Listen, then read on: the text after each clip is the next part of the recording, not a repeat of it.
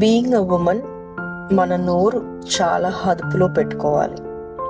చాలా మంది దగ్గర మీరు వింటూ ఉంటారు, మా హస్బెండ్ ఎప్పుడు నన్ను కొడుతున్నారండి, లేకపోతే మా హస్బెండ్ ఎప్పుడు నా మీద చేయించుకుంటున్నారండి, లేకపోతే ఇలా చేస్తున్నారు అలా అంటున్నాడు. బట్ ఏంటంటే మీరేమి మాట్లాడుతున్నారు అనేది మీరు చెప్తున్నారండి.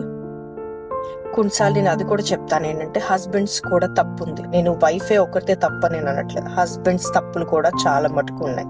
బట్ అట్ ద మ్యాక్స్ ఏంటంటే మన నోరు మనం కంట్రోల్లో పెట్టుకుంటే మగాడు చెయ్యి ఎత్తాల్సిన అవసరం లేదు. అట్ ఫస్ట్ టైమే వాళ్ళు చెయ్యి ఎత్తినప్పుడు మీరు దాన్ని కంట్రోల్ చేస్తే సెకండ్ టైం వాళ్ళు ఎత్తే ఛాన్సే ఉండదు. అండ్ మీరు ఇష్టం వచ్చినట్టు మాటలు అన్నప్పుడు ఏంటంటే మీకు నోరు ఉంది కాబట్టి మీరు అనేస్తూ ఉంటారు, వాళ్ళకి చెయ్యి ఉంది కాబట్టి వాళ్ళు చెయ్యి ఇసిరేస్తూ ఉంటారు. బట్ ఏమవుతుంది, అక్కడ హైలైట్ అయ్యేది ఎవరు? ఒక మగాడు హైలైట్ అవుతాడు. ఎందుకు హైలైట్ అవుతాడు? ఎందుకంటే అక్కడ కొట్టే దెబ్బలు కనిపిస్తాయి, కానీ మీరు మాట్లాడే మాటలు కనిపిస్తాయి అక్కడ.